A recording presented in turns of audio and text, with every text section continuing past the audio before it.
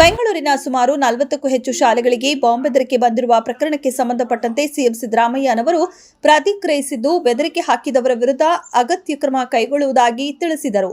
ಬೆಂಗಳೂರಿನ ರಾಜರಾಜೇಶ್ವರಿ ನಗರ, ಕೆಂಗೇರಿ ಸೇರಿದಂತೆ ನಗರದ 40ಕ್ಕೂ ಹೆಚ್ಚು ಶಾಲೆಗಳಿಗೆ ಬಾಂಬ್ ಬೆದರಿಕೆ ಬಂದಿದೆ. ಕೂಡಲೇ ಸ್ಥಳಕ್ಕೆ ತೆರಳಿ ಪರಿಶೀಲಿಸಿದಾಗ ಅದು ಹುಸಿ ಬಾಂಬ್ ಕರೆ ಎಂದು ಗೊತ್ತಾಗಿದೆ ಎಂದು ಹೇಳಿದರು. ಈ ರೀತಿ ಸುಳ್ಳು ಮಾಹಿತಿ ನೀಡುತ್ತಿರುವವರ ವಿರುದ್ಧ ಕ್ರಮ ಕೈಗೊಳ್ಳಲಾಗುವುದು. ಪೋಷಕರು ಆತಂಕ ಪಡುವ ಅಗತ್ಯವಿಲ್ಲ ಎಂದು ಸಿಎಂ ಸಿದ್ದರಾಮಯ್ಯ ತಿಳಿಸಿದರು. ಬೆಂಗಳೂರಿನ ಬೇಕರಿಗಳು, ಕಾಂಡಿಮೆಂಟ್ಸ್, ಚಹಾ ಅಂಗಡಿಗಳಿಗೆ ತೆರಿಗೆ ನೋಟಿಸ್ ನೀಡಿದ್ದ ವಾಣಿಜ್ಯ ತೆರಿಗೆ ಇಲಾಖೆ ಆನಂತರ ವಿರೋಧ ವ್ಯಕ್ತವಾಗುತ್ತಿದ್ದಂತೆಯೇ ಸ್ಪಷ್ಟನೆ ನೀಡಿತ್ತು. ವಾರ್ಷಿಕ ವಹಿವಾಟು 1.5 ಕೋಟಿಗಿಂತ ಕಡಿಮೆ ಇದ್ದರೆ ಅಂತಹ ವರ್ತಕರು ಕೇವಲ %1 ಮಾತ್ರ ತೆರಿಗೆ ಪಾವತಿಸಬೇಕು. ಕಾಂಪೋಸಿಷನ್ ಟ್ಯಾಕ್ಸ್ ಸ್ಕೀಮ್ ಆಯ್ಕೆ ಮಾಡಿ ವಿನಾಯಿತಿ ಪಡೆಯಬಹುದು ಎಂದಿತ್ತು. ಇದೀಗ ಮತ್ತೆ ಪತ್ರಿಕಾ ಪ್ರಕಟಣೆ ಬಿಡುಗಡೆ ಮಾಡಿದೆ.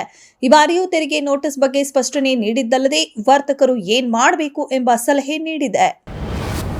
ಯಶವಂತ್ ವರ್ಮಾ ಅವರನ್ನ ನ್ಯಾಯಮೂರ್ತಿ ಸ್ಥಾನದಿಂದ ವಜಾಗೊಳಿಸಲು ಜುಲೈ 21ರಿಂದ ಆರಂಭವಾಗಲಿರುವ ಮಳೆಗಾಲ ಅಧಿವೇಶನದ ವೇಳೆ ಲೋಕಸಭೆಯಲ್ಲಿ ನಿರ್ಣಯ ಮಂಡನೆ ಕೈಗೊಳ್ಳುವ ಸಾಧ್ಯತೆ ಇದೆ. ದೆಹಲಿ ಹೈಕೋರ್ಟ್ ನ್ಯಾಯಮೂರ್ತಿ ಆಗಿದ್ದ ವೇಳೆ ಮನೆಯಲ್ಲಿ ಅಪಾರ ಪ್ರಮಾಣದ ನಗದು ಸಿಕ್ಕ ಹಿನ್ನೆಲೆ ನ್ಯಾಯಾಧೀಶರಾದ ಯಶವಂತ್ ವರ್ಮಾ ಸುಪ್ರೀಂ ಕೋರ್ಟ್ನಿಂದ ದೋಷಾರೋಪಗಳಾಗಿದ್ದು, ವರದಿಯನ್ನ ಪ್ರಶ್ನಿಸಿ ಸುಪ್ರೀಂ ಕೋರ್ಟ್ಗೆ ಅರ್ಜಿ ಸಲ್ಲಿಸಿದ್ದಾರೆ. ಸುಪ್ರೀಂ ಕೋರ್ಟ್ ಮತ್ತು ಹೈಕೋರ್ಟ್ ನ್ಯಾಯಮೂರ್ತಿಗಳ ದೋಷಾರೋಪಣೆ ರಾಜಕೀಯವಾಗಿರಬಾರದು. ಈ ವಿಷಯದಲ್ಲಿ ಪಕ್ಷಗಳ ಯಾವುದೇ ಭಿನ್ನಾಭಿಪ್ರಾಯ ಇಲ್ಲ. ಒಮ್ಮತದಿಂದ ನಿರ್ಣಯ ಕೈಗೊಳ್ಳುತ್ತೇವೆ ಎಂದು ಹೇಳಿದ್ದಾರೆ.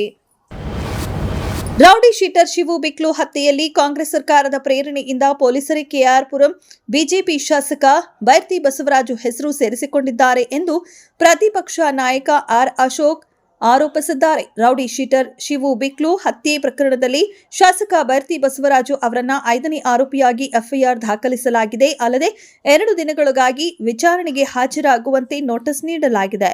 ಇದರ ಬಗ್ಗೆ ಆರ್ ಅಶೋಕ್ ಟ್ವೀಟ್ ಮೂಲಕ ವಾಗ್ದಾಳಿ ನಡೆಸಿದ್ದಾರೆ.